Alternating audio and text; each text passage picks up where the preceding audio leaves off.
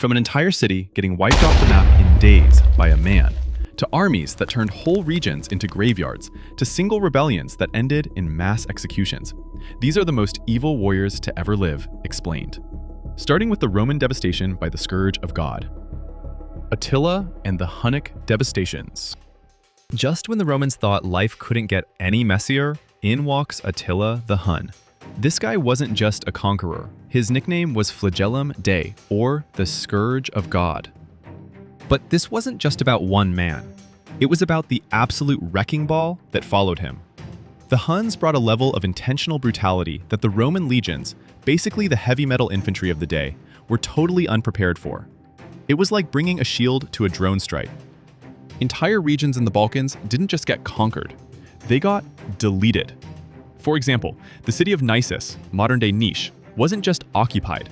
It was wiped off the map, with a death toll hitting upwards of 300,000. And here's the most terrifying part. This wasn't a one-and-done invasion. It was a cycle. Every time the Eastern Roman Empire thought they'd bought a subscription to peace by paying Emperor Theodosius II's annual tribute of 2,100 pounds of gold, the Huns, led by Attila, just came back for a sequel, with a bigger budget for violence. It's the ultimate toxic relationship. Rome kept paying the protection money, and Attila kept showing up to wreck the house anyway. Eventually, Constantinople, the most fortified city on the planet, was the only thing standing between civilization and a total blackout. But once Attila had his fill of the East, he decided to go west. By 451 AD, he was tearing through Gaul, displacing entire populations and leaving cities like Trier and Metz in ruins. By the time he reached northern Italy in 452 AD, he sacked the city of Aquileia so hard that it basically fell out of the history books. He didn't just defeat them, he had cleared their entire existence. Most people today have never even heard of the place because Attila made sure there was no one left to tell the story. Spartacus and the Servile War. In 73 BC, the Third Servile War kicked off with 70 gladiators led by Spartacus broke out of their training school in Capua. Now, 70 guys against the Roman Empire sounds like a bad 300 sequel, but they weren't playing. They escaped their hellish school using nothing but kitchen utensils. Imagine being a highly trained Roman soldier and getting taken out by a guy wielding a spatula and a dream. That's not just a defeat, that's an embarrassing way to die. Rome's first mistake was thinking this was just a bunch of unorganized scrubs. They figured Spartacus, who was leading the charge, was just a guy who knew how to swing a sword, not a guy who could lead a movement. But while Rome was busy being arrogant, the rebellion was basically holding a recruitment drive on the slopes of Mount Vesuvius. Within 2 years, that group of 70 had ballooned into 120,000 people, thirsty for payback. And these guys were creative. When they were trapped on a cliff, they didn't surrender. They braided wild vines into ladders, rappelled down like a Bronze Age SWAT team, and ambushed the Romans from behind. It's the ultimate work smarter, not harder moment, and Rome was definitely failing the test. By the time the Senate realized this wasn't just a riot, Spartacus had racked up 41,000 Roman casualties and was sacking villages like it was his day job. The Senate finally panicked and hit the in case of emergency button, which in Rome was a guy named Marcus Licinius Crassus. Crassus didn't just want a win, he wanted to send a message that would be heard for centuries. The end was a bloodbath. The rebel army was eventually surrounded and dismantled, and Spartacus went down swinging so hard they never even found his body. He went out like a ghost. But Rome made sure the survivors stayed very visible. In a move that defines overkill, Crassus took 6,000 captured rebels and crucified them along the Appian Way.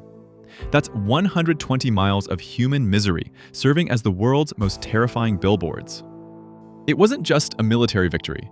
It was Rome reminding everyone that if you try to break the system will literally line the streets with you. Miyamoto Musashi's duels. To become the best in the world, Miyamoto Musashi decided he had to duel and eliminate every other top swordmaster in the world. Imagine waking up one day and deciding that to become the world's best professor, you had to physically fight and kill every other professor all over the world. In the early 17th century, Japan was only shaking off a century-long hangover of civil war. But peace didn't mean the violence stopped. It just got a makeover. Enter Musashi. This isn't about fanboying over a samurai. It's about the brutal reality of his professional life, the duel. These weren't first blood matches. They were lethal, public, and very permanent. Musashi walked away from 62 duels with a perfect record, while his opponents walked away in body bags. It all started with the Yoshioka school in Kyoto. Musashi didn't just challenge them. He basically deleted their entire present, past, and future. After killing their top two masters, Seijiro and Denshichiro, he showed up to a fight against dozens of their members, and to seal the win, he killed their figurehead, Yoshioka Shichiro, who was literally a child.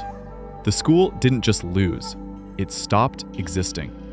After his first taste of blood, Musashi's focus shifted to the legendary Sasaki Kojiro. This guy was a genius with a swallow reversal technique that was basically a cheat code. Musashi killed him too, effectively turning a unique branch of martial arts evolution into a historical disappearance in the history book. You might ask, why didn't they just say no? Well, back then, declining a duel was considered a fate worse than death. It's the ultimate peer pressure. You either show up to the sword fight, or you spend the rest of your life as the guy who was too scared to get stabbed. But here's the kicker. Musashi spent his life erasing over 60 masters and their legacies, just as the world was moving on. He conquered a mountain of bodies, right when the Edo period decided that being a legendary killer was suddenly out of style. Musashi ended up in a cold cave called Reigondo, alone, writing the Book of Five Rings. He spent 60 fights proving he was the best, only to die in the dark, leaving behind a manual on how to kill that ironically is now mostly read by corporate CEOs trying to win at marketing. He lived by the sword, died by the pen, and 400 years later, he's helping people optimize their LinkedIn profiles. Genghis Khan and the Mongol conquests. Under Genghis Khan and his successors, the Mongol Empire didn't just expand. It steamrolled the planet at a speed that makes modern blitzkriegs look like a Sunday stroll. If a city dared to say no, the Mongols basically deleted it from the map. Places like Nishapur and Merv didn't just lose, they ceased to exist. For Genghis and his crew, conquering a nation wasn't a struggle. It was a weekend hobby, like an extreme version of Pokemon, where you collect territories instead of pocket monsters. Trying to count his victims is like trying to count the stars in the sky.